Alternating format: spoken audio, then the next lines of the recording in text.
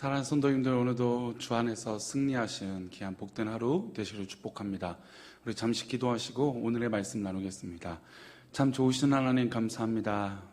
주의 은혜 가운데 오늘 하루를 살아가게 하여 주시고 우리 사랑하는 성도들 정말로 말씀 안에 믿음 안에 살아갈 수 있도록 도와주옵소서.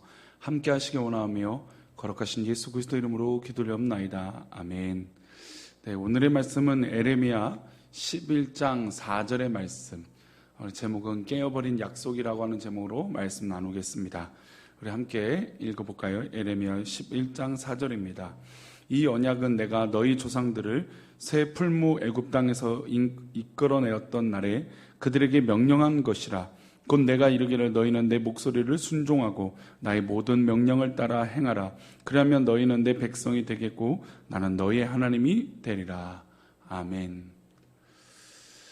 결혼식을 진행할 때 가장 의미 있는 시간은 혼인 서약의 시간일 겁니다. 이제 우리 기독교식으로 할 때도 예배식으로 할 때도 남편과 아내가 또 여자와 남자가 성경책에 손을 얹고 두 손을 얹은 다음에 우리의 부부관계가 부부의 이 완성이 하나님 말씀 앞에 언약으로 된 것이다 라고 하는 이 부부의 서약, 가요 중에서도 부부의 서약, 결혼의 서약, 언약이라고 하는, 약속이라고 하는 이 노래도 참 많은 것처럼 이 결혼할 때의 결혼식의 부부의 서약은, 혼인 서약은 참으로 의미가 있는 것 같습니다. 보통 혼인서약 내용은 어떻습니까? 힘들 때나 어려울 때나 기쁠 때나 즐거울 때나 서로 사랑하며 이 사랑의 언약을 지키기를 평생 영원히 약속하겠습니까? 라고 하는 질문으로 이 질문을 양쪽에게, 남편과 아내 될 귀한 이 부부가 될 관계에게 그런 질문들을 하죠. 그 질문을 할 때 큰 소리로 네 라고 이야기를 합니다. 만약 이 약속이 만약에 한쪽 부분에서 일방적으로 파기하거나 또 일방적으로 이 약속을 어기면 어떻게 될까요? 바로 결혼은 파국이 되는 것이죠. 관계는 깨어져 버리는 것입니다.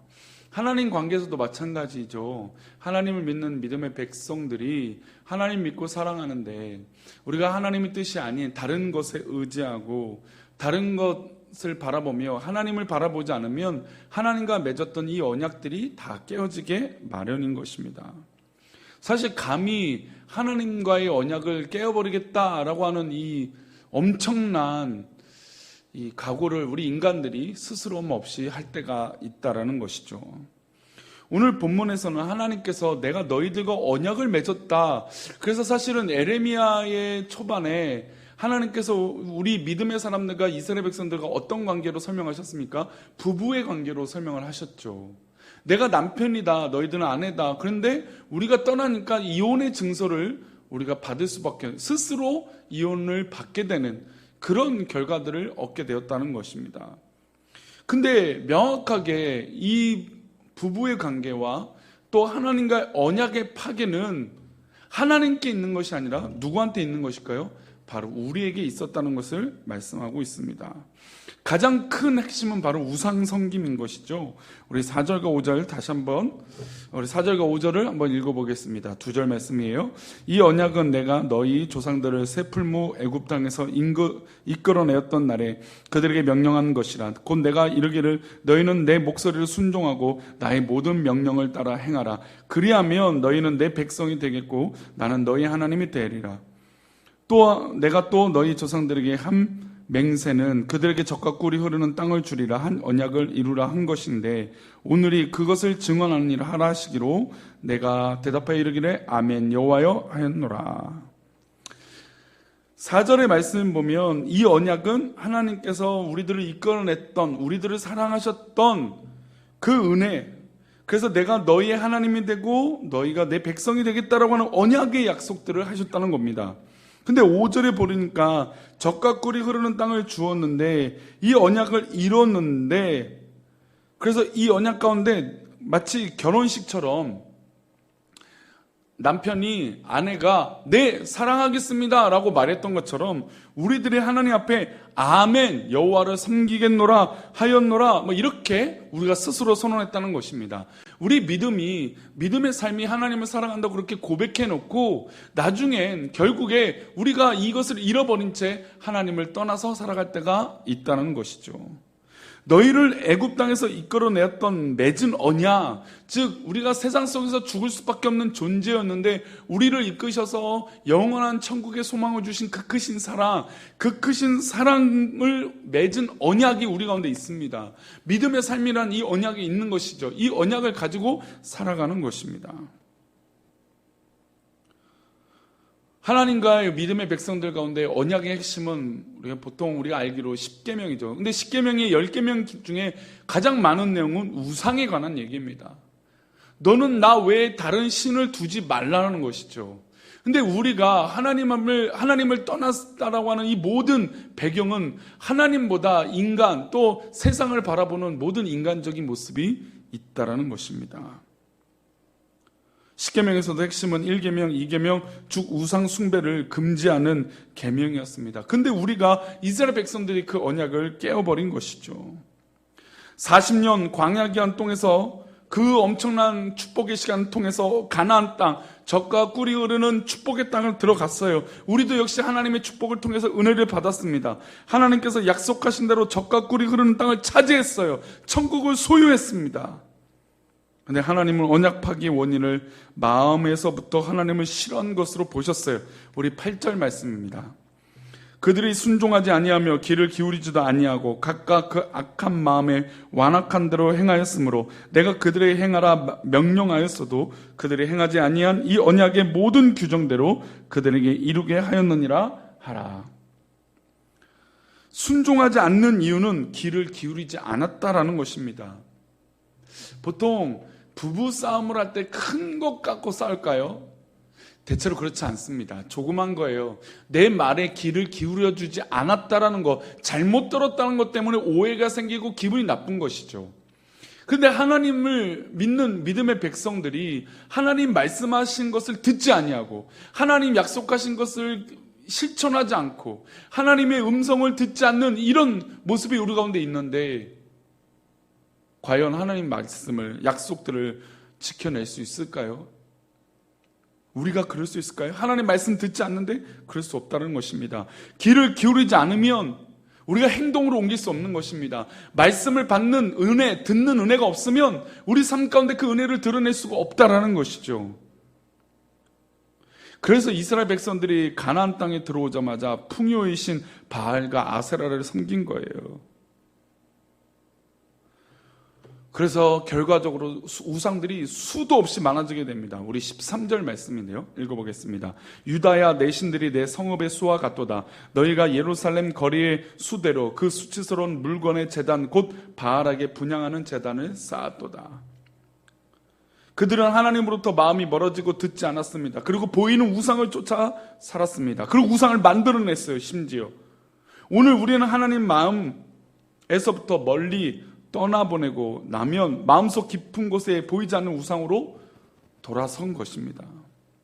하나님께서 우리 몸이 하나님 지으신 성전이라고 했습니다. 그러면 이 성전에 하나님 것으로 채워야 돼요. 하지만 믿음의 백성들이 하나님의 것으로 채우지 않고 세상의 것으로 하나하나 차곡차곡 쌓게 됐다라는 것입니다. 지성소에는 하나님의 언약궤가 놓여 있었습니다. 성전인 우리 마음속 깊은 곳에 무엇을 우리 성도님들은 두고 계십니까? 오늘 이 자리에 나와서 우리 마음속 깊은 곳에 무엇이 있는지 우리의 오늘 하루 가운데 성도님들이 돌아보시기를 축복합니다. 오늘 하루 살아갈 때 하나님 내 마음 가득한 곳에 무엇이 있습니까? 내 마음속에 있는 것이 무엇입니까? 라고 묻는 믿음의 백성들이 있기를 축복합니다. 눈에 보이는 우상도 문제지만 사람들이 보지 못하는 마음속 깊은 이 탐욕도 더 문제라는 것이죠. 그래서 예수님이 산상수훈 가운데 심령이 가난한 자는 복이 있다. 어떤 의미일까요? 복 있는 사람은 심령이 가난하다고 그랬어요. 심령이 가난했던 내 마음속의 탐욕을 없애는 거예요. 지워버리는 것이에요.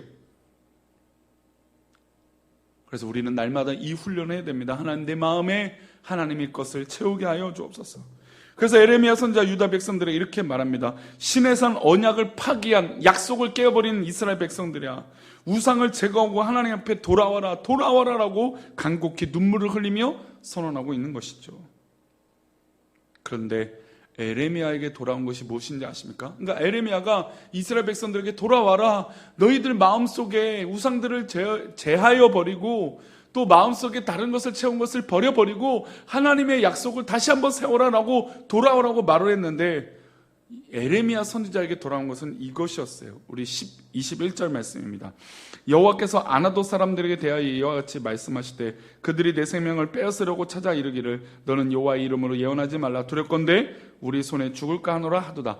아나도시라고 하는 사람들이 에레미야의 음성을 듣고 회개하고 돌아선 것이 아니라 더 기분이 나빠했어요. 그리고 그들이 칼을 들고 누구를 죽이려고 달려왔습니까? 에레미야를 죽이려고 달려든 것입니다. 하나님께서 이 말씀을 알려주시고 에레미야를 도망치게 하신 것이죠. 근데 에레미야가 이 일로 충격을 받았어요. 왜 그랬을까요? 하나님의 일을 하고 하나님의 복음을 전하고 우리 마음속에 더러운 탐욕들을 제하라고 말했는데, 좋은 일을 했는데 오히려 자신에게 죽음을 위협하는 칼날이 쫓아온 것이었습니다. 그럼에도 우리는 우리의 마음속에 있는 것을 제하여 버리고 하나님의 것이 아닌 것을 채웠던 것을 빨리 버려야 될 줄 믿습니다. 계속해서 교회가 이제 리모델링과 하면서 물건들을 정리하는 것을 하고 있습니다. 그러니까 정리하면 할수록 무엇을 하냐면 버리는 것을 하죠. 요즘 코로나19 때문에 이 정리들을 많이 한다고 합니다. 왜냐하면 집에 있는 시간이 많아졌기 때문이죠. 그러면 정리하다 보면 쓸 것을 찾는 것이 아니라 버릴 것도 찾는 것이에요. 마치 우리 마음에 정리가 필요합니다. 내 영혼에, 내 마음에 쓸데없고 하나님께서 기뻐하시지 않는 것이 있다면 치워버리시기를 축복합니다.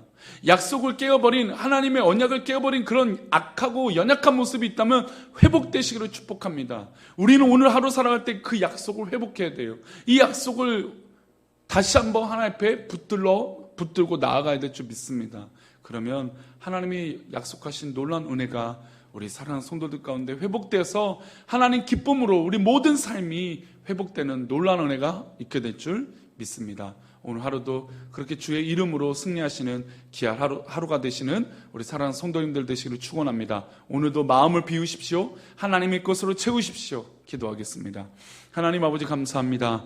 우리를 사랑하시고 오늘 하루도 살아갈 때에 하나님 내 마음, 내 믿음 속에 있는 하나님 더럽고 추악하고 인간의 탐욕들을 깨끗하게 정리하게 하시고 주의 것으로 채우는 귀한 믿음의 성도들 되게 도와주옵소서. 오늘 하루도 그렇게 승리하길 원하옵고 우리 하나님께서 우리를 인도하시고 붙들어 주시길 원하오며 또 모든 하루 가운데 하나님과 약속을 회복하기 원하옵고 거룩하신 예수 그리스도 이름으로 기도 올리옵나이다. 아멘.